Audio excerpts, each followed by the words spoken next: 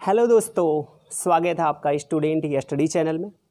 दोस्तों, आप लोगों ने आप लोग आबी विधि पढ़ रहे हैं और आबी विधि जो मैंने 4F का पार्ट 1 बनाया था, जिसमें मैंने आपको दो चर वाला रैखिक समीकरण बताया था, जिसमें x था और y था और दोनों की घात 1 थी। ठीक, दो चर वाले रैखिक समीकरण को आपने आबी विधि से हल किया था, जिसमें कि 5-6 सवाल मैंने आपसे बताया था कि आप लोग सॉल्व कर लीजिएगा, जिसमें मैं आपसे उम्मीद करता हूं कि आप लोगों ने सॉल्व किया होगा, उसका नोट्स बनाया होगा। आज हम लोग पढ़ेंगे 3 चर वाले रैखिक समीकरण को कैसे सॉल्व करते हैं, और ये सबसे ज़्यादा मोस्ट इंपॉर्टेंट सवाल है। ये एनसीईआरटी की सवाल है और ऐसी सवाल है हर साल आप देखेंगे, बोर्ड का जब पेपर उठा के देखेंगे तो हर साल 8 नंबर में पूछा जाता है। इसका आज से नहीं, ये बहुत पहले से ही पूछा जा रहा है। तो आप लोग 2 चर वाला पढ़े थे और 2 चर वाले पे एक्सरसाइज करने के बाद आप 3 चर वाला सॉल्व करने की कोशिश करिएगा कि कैसे सॉल्व होगा। ये 3 चर वाले रैखिक समीकरण को हम सॉल्व करते हैं एक एग्जाम्पल, और आपसे उम्मीद करते हैं कि ये जो जितने लिखे गए हैं आप उसको सॉल्व करेंगे। जैसे मैं एग्जाम्पल नंबर 2, एग्जाम्पल 3, एग्जाम्पल 4, 5 और 6, ये सब आबी विधि से है। इसको आप सॉल्व करने के बाद सर्वप्रथम आप एग्जाम्पल सॉल्व करिएगा, फिर इसके बाद एक्सरसाइज की 9वीं, 14वीं, 15वीं, 16वीं, 17वीं, 18वीं, 19वीं, 20वीं और 21वीं, इतनी सवालें हैं जो आबी विधि से सॉल्व करने हैं। अब आपसे उम्मीद करते हैं आप हमारे साथ सॉल्व करेंगे। पहले इस सवाल को सॉल्व करते हैं, हम आपको तरीका बताते हैं कैसे सॉल्व होता है, उसके बाद आप इन सभी सवालों को सॉल्व कर लीजिएगा। ओके दोस्तों, चलिए। यह आपको सवाल नंबर 21 था, प्रश्नावली 4F का सवाल नंबर 21 यहाँ पे जो कि लिखा गया है, इसको सवाल को हम सॉल्व करते हैं। फिर इसके बाद आप क्या करेंगे कि ऐसी सवालें जब दी होंगी तो आप समीकरण 1 लिख दीजिएगा और दूसरे वाले को समीकरण 2 और तीसरे वाले को समीकरण 3। बहुत ध्यान से देखिएगा, 3 लिख दिया और इसका आव्यूह समीकरण आप लिखना, इसी से निर्मित आप आव्यूह समीकरण लिखेगा। ठीक, जब आव्यूह समीकरण लिखेंगे तो वह आव्यूह जो समीकरण होता है वह किसके फॉर्म में होता है? ax = b के फॉर्म में होता। यह आपका आव्यूह समीकरण हो गया जिसके ax = b के फॉर्म में होता, जिसमें a बराबर जो लिखा गया वो x का गुणांक, इसमें कुछ नहीं दिया गया तो x का गुणांक 1 होगा। फिर यहाँ पे y लिखा गया था, यहाँ पे -1 लिखा गया, इसका कोई गुणांक नहीं है तो इसका गुणांक क्या होगा? -1 होगा। फिर यहाँ पे z का गुणांक कितना लिखा गया था? 2, तो यहाँ पे लिख देंगे 2। फिर यहाँ पे लिखा गया था x का गुणांक 3 लिखा गया था तो मैंने 3 लिख दिया। y का गुणांक 4 था तो मैंने 4 लिख दिया और z का गुणांक -5 था तो यहाँ पे लिख दिया -5। फिर x का गुणांक 2 था तो मैंने 2 लिख दिया, y का गुणांक कितना? -1 और z का गुणांक कितना? 3 लिख दिया। फिर आपका लिखा गया था कैपिटल X, तो कैपिटल X की जगह यह x y z, ये 3 चर वाला है तो मैंने लिख दिया x y z बराबर। फिर यहाँ पे b लिखा गया था तो जो बराबर के इधर है उसे b में लिख दीजिएगा, वो 7 -5 और कितना हो गया? 12। ओके दोस्तों, इतना लिखने के बाद आपको क्या होगा कि ये जो a का मान दिया गया उसको अलग कर लीजिएगा। a बराबर दिया क्या गया? 1 -1 2 3 4 -5 जो कि यहाँ पे लिखा गया है 2 -1 3, ये a का मान हो गया। फिर जो कैपिटल X का मान है वो लिखा गया x y z, मैंने लिख दिया x y z। फिर इसके बाद लिखा गया था b, तो आप लिखना कैपिटल B। कैपिटल B बराबर ये जो कांस्टेंट है वो से लिख दिया जाएगा 7 -5 और 12 लिख दिया। अब आपके a का मान आ गया। a का मान आने के बाद आप क्या करेंगे? इसका व्युत्क्रम आप भी ज्ञात करेंगे, मतलब a इनवर्स ज्ञात करेंगे।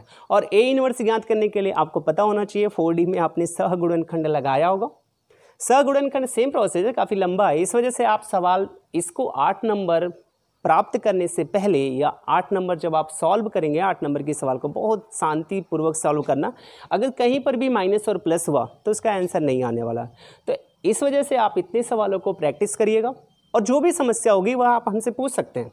तो a बराबर लिखा गया था। अब a इनवर्स ज्ञात करने से पहले, तो मैंने कहा था a इनवर्स ज्ञात करने से पहले इसका सारणिक ऑफ a निकाला जाता है। तो सारणिक ऑफ a बराबर ये जो आव्यूह लिखा गया था उसे सारणिक में लिख देंगे। लिखा गया था 1 -1 2, फिर लिखा गया था 3 4 -5, फिर लिखा गया था 2 -1 और 3, सारणिक के रूप में लिख दिया। और सारणिक के रूप में लिखने के बाद इसका मान निकालेंगे तो यहाँ पे लिखेंगे 1, पहले 1 था तो डायरेक्ट सॉल्व करते हैं। 1 लिखने के बाद 4 का मल्टीप्लाई 3 के साथ होगा तो 4 3 कितना हो जाएगा 12। फिर इसका मल्टीप्लाई इधर के साथ होगा तो ये हो जाएगा 5 एकम 5, ये माइनस और माइनस मिलके प्लस हो जाएगा, तो ऑलरेडी पहले से माइनस लगाया जाता है तो 5 एकम 5 हो गया।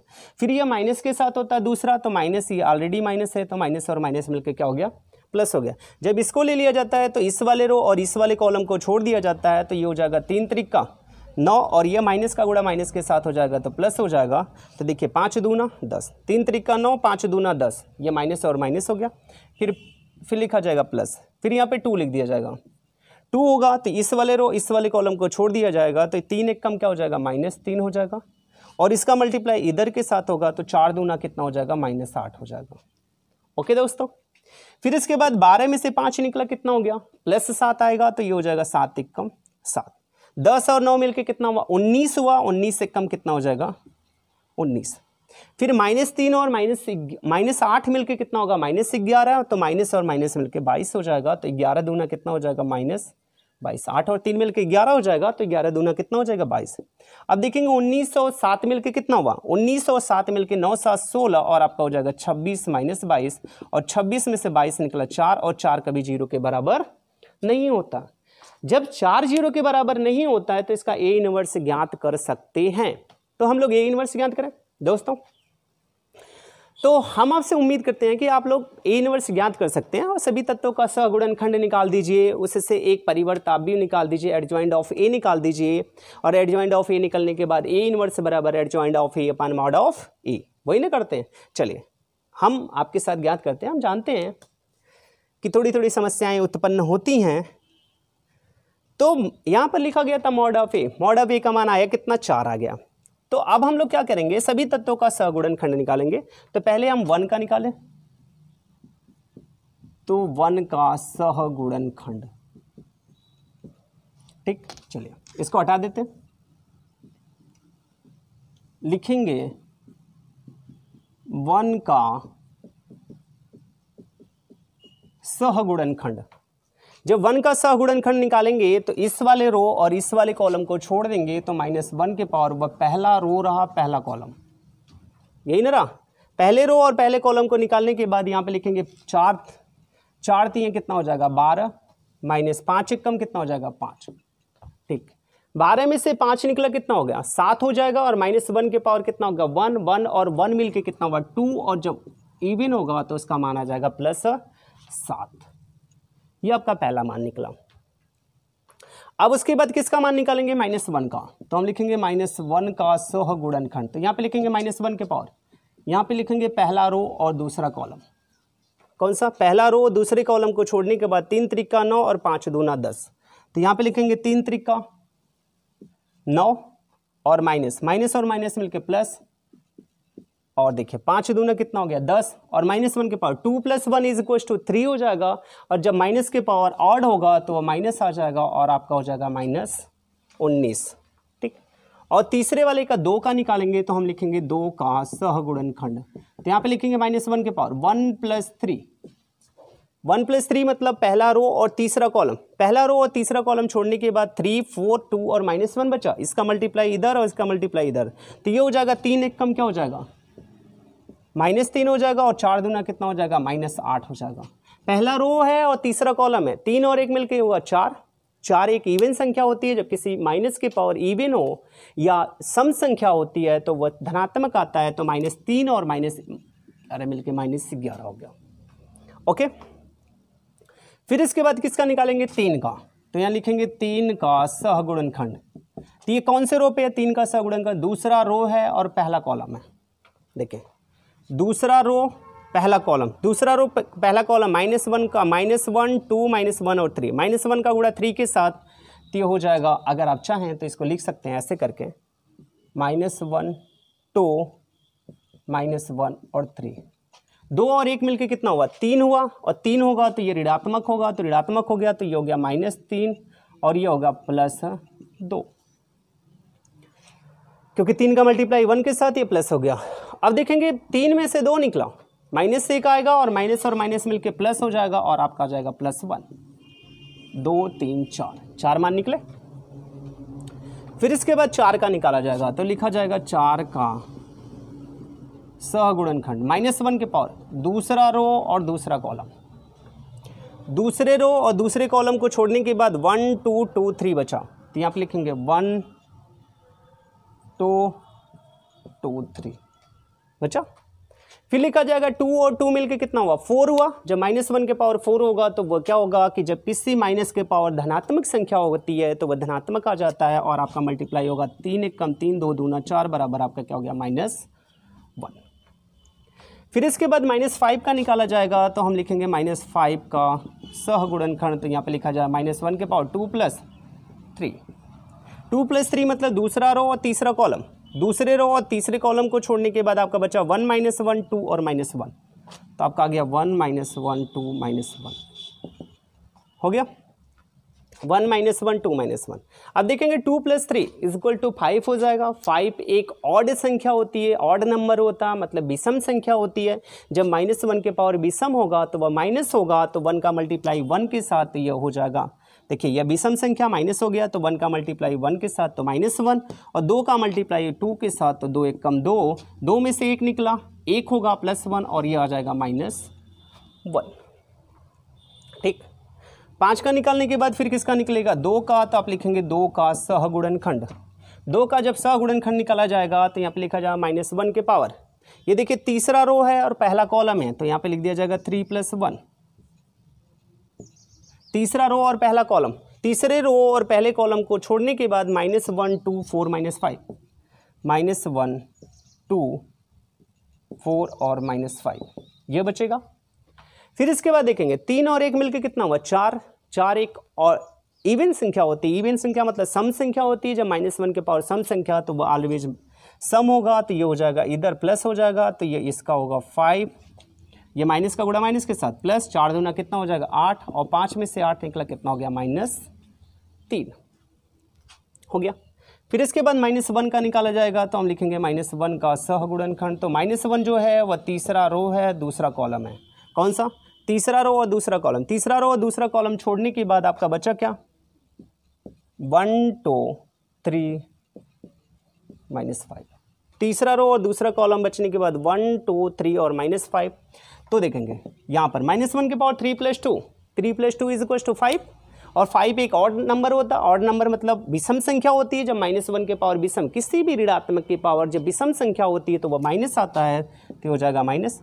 5 एक कम कितना हो जाएगा -5 और 3 दूना कितना हो जाएगा -6 और -5 मिलकर -11 और आपका आ जाएगा यह +11।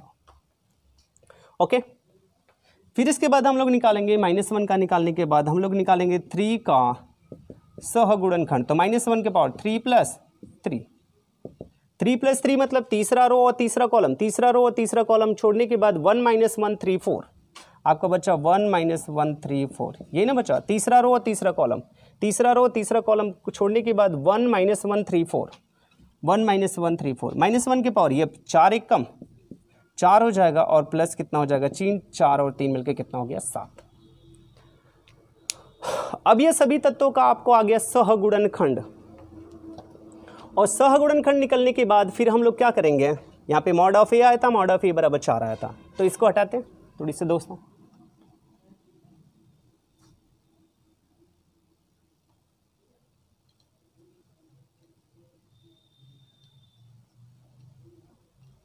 मॉड ऑफ ए के मान को छोड़ देते हैं। तो यहाँ पे मॉड ऑफ ए का मान 4 आया और सभी तत्वों का सहगुणनखंड आ जाए। सहगुणनखंड से एक निर्मित अवयव बनाएंगे जिससे हम बी के बराबर लिखेंगे। ठीक, किससे लिखेंगे, बी के बराबर। चलिए इसको बी के बराबर ना करके सी के बराबर, क्योंकि ऑलरेडी बी का यूज हुआ है, तो इसे सी के बराबर लिखते हैं। तो सी बराबर आपका हो जाएगा 7 -19 -11 1 -1 -3 11 और 7। ठीक, क्योंकि ये पहला रो पहला कॉलम करा, ये पहला रो दूसरा कॉलम करा, तो 7 -9 11, 7 -9 11 -11, 1 -1 -1 1 -1 -3 11 और 7, ये आपका गया सी। फिर हम निकालते हैं adjoint of A. Adjoint of A बराबर ए का सी का ट्रांसपोज कर देंगे। एडजॉइंट ऑफ ए बराबर सी का ट्रांसपोज, तो हम लिखेंगे एडजॉइंट ऑफ ए बराबर सी का। इसके रो को उठा के कॉलम बना देंगे, तो ये हो जाएगा 7 -9 -11 1 -1 -1 -3 11 और 7 हो गया। फिर इसके होने के बाद फिर हम लोग एडजॉइंट ऑफ ए निकालने के बाद फिर हम लोग ए इनवर्स निकालेंगे, जिसका फार्मूला होता है एडजॉइंट ऑफ ए अपॉन सार्डिक ऑफ ए। यही होता एडजॉइंट ऑफ ए अपॉन सार्डिक of A. Adjoint of A का मान है 7 1 -3 -19 -1 11 -11 ठीक -11 -1 और 7 upon mod of A. Mod of A का मान कितना है 4, तो लिख दिया 4। यह आ गया ए इनवर्स। ए इनवर्स का मान निकलने के बाद 7 -9 -11 1 -1 -1 फिर -3 11 और 7 ठीक। यह आने के बाद adjoint of A upon mod of A, तो यह आपका आ गया ए इनवर्स। ए इनवर्स आने के बाद फिर आपका फार्मूला होगा, आपका होता था जो आपने समीकरण लिखा था AX = B लिखा था ना, इसमें ए का इधर गुणा है तो इधर आके भाग होगा, जब बटे ए होगा तो ए ऊपर जाके ए इनवर्स हो जाएगा। कहने का मतलब x बराबर A inverse into B. X बराबर एक्स का मान है XYZ बराबर ए इनवर्स का मान है 1/4। ए इनवर्स का मान कितना है, ये इसको बटे 4 लिख सकते हैं, और ए इनवर्स का मान है 7 1 -3 -19 -1 11 -1 11। फिर इसके बाद लिखा गया था -11 -1 और 7 -11 -1 और 7 इंटू लिखा गया था बी। बी का मान है कितना, बी का मान आपको जो वो बी का मान जो आपको दिया गया था, जैसा कि आप देखेंगे 7 -5 और 12, 7 -5 और 12 जो आपको ज्ञात था, 7 -5 और 12 ये बी का मान था। और इसके साथ मल्टीप्लाई करेंगे तो यहाँ पे लिखेंगे XYZ बराबर 1/4। आपको मल्टीप्लाई करते समय ये रो का उठा के मल्टीप्लाई किसमें किया जाता है, कॉलम के साथ। तो 7 का मल्टीप्लाई 7 के साथ 7 49, 1 का मल्टीप्लाई -5 के साथ तो -5, और -3 का गुणा -12 के साथ तो -12 3 कितना हो गया 36। फिर इसके बाद दूसरे वाले रो का पहले वाले कॉलम के साथ -19, 7 9 63, 63 के 3 हाथ लगा 6, 7 1 कम 7 6 13, 133 हो गया -133, माइनस का गुणा माइनस के साथ प्लस हो गया 5, और इसका गुणा इसके साथ तो 12, 11 दूना 22 के 2 हाथ लगा 2, 11 1 कम 11 2 कितना हो गया 13, 132 हो गया। फिर इसके बाद माइनस 11 7 कितना हो जाएगा -77, और -1 का गुणा माइनस के साथ तो +5 हो जाएगा, और 7 का गुणा 12 के साथ 12 7 कितना हो गया 84। रो का उठा के कॉलम में गुणा कर दिया, पहला रो पहला कॉलम यहाँ पर आया 7 7 49, 1 का गुणा 5 के साथ 5 हो गया, 3 का गुणा 12 के साथ तो 12 3 कितना हो गया 36। फिर इसके बाद -19 का मल्टीप्लाई किया तो 19 का मल्टीप्लाई 7 के साथ तो 19 7 कितना होता है 133 ठीक। -1 का माइनस प्लस और 11 यहाँ पे मल्टी 11 दूना 22, 11 1 कम 11 2 13। फिर इसका मल्टीप्लाई इसके साथ 11 7 77, फिर माइनस किया माइनस का गुणा माइनस के साथ प्लस और 7 का गुणा 84, ये हो गया। फिर मल्टीप्लाई करने के बाद हम लोग मान किसका निकालेंगे XYZ बराबर आपका आ गया था 1/4। फिर इसके बाद देखिए यहाँ पे 49 था, माइनस और माइनस ये कितना हो गया 41 ठीक। 36 और 5 मिलकर कितना हो गया 41। फिर ये हो गया -133, ये देखिए 133 में से 132 निकला -1, और 5 में से 1 निकला कितना हो गया 4। फिर यहाँ पे 84 और 5 मिलकर कितना हो गया 89, और 89 में से ये 77 निकला तो कितना आ गया 12। फिर यहाँ पे लिखा 1/4, 1/4 लिखने के बाद 49 में से 41 निकला कितना हो गया 8 हो गया। 49 में से 41 निकला तो 8 हो गया, ये 4 हो गया, और ये कितना हो गया 12। और ये मान किसका आ गया XYZ का। ये देखिए ये जो आव्यूह दिया गया है वह कितने क्रॉस का है, इसमें 1 रो 2 रो 3 रो, तो 3 रो है और कितना कॉलम है 1 कॉलम है, तो ये 3x1 की मैट्रिक्स है, तो मैंने लिख दिया 3x1। अब देखिए यह आव्यूह के बाहर 1/4 लिखा गया, 1/4 का मतलब ये टोटल तत्वों में गुणा किया गया है। तो आप क्या कर सकते हैं यहाँ पर लिख सकते हैं XYZ लिख दिया, एक्स बाई जेड लिखने के बाद आप टोटल तत्वों का इसमें मल्टीप्लाई करिए और देखिए बट्टी 4 है तो 4 दूना 8, 4 एक कम 4, 4 3 12, वो सभी तत्वों में भाग हो जाएगा तो 4 दूना कितना हो जाएगा 8, 4 एक कम 4, 4 3 12। जब आबी में यक्स बराबर दिया गया है तो यक्स बराबर कितना हो जाएगा 2, तो आप तुलना करेंगे तो यक्स बराबर आपका उत्तर आ जाएगा एक्स बराबर कितना हो जाएगा 2, वाई बराबर कितना आ जाएगा 1 और जेड बराबर कितना हो जाएगा 3, और यही आपका फाइनली आंसर होगा। दोस्तों इतना तो आसान नहीं है 8 नंबर पाना, तो आपको क्या करना होगा, हमारे साथ साथ प्रैक्टिस करना होगा, जिसमें कि हमने एक्सरसाइज की 21वें सवाल को सॉल्व किया था और इस पे देखेंगे कम से कम 10 सवाल होगी, 15 सवाल होगी जो आपको आबी विधि से सॉल्व करना होगा। या तो आबी विधि पूछता है या तो क्रैमर विधि पूछता है। तो आबी विधि का यह रूल रहा, तो पहले आबी विधि का रूल आप समझ लीजिएगा। तो आबी विधि में जो समीकरण दिया होगा, चाहे वह 2 चर वाला हो चाहे 3 चर वाला, पहले उसका समीकरण लिख देते हैं ए एक्स इक्वल टू बी के फॉर्म में, जिसमें ए निकल जाता है, एक्स निकल जाता है और बी निकल जाता है, तीनों के मान आ जाते हैं। फिर ए का ए इनवर्स ज्ञात कर लेते हैं। फिर इसके बाद आप एक समीकरण लिखते हो x equal to A inverse into B.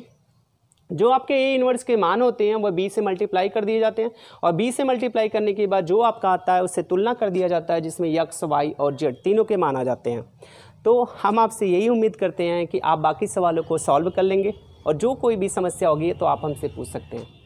Thank you.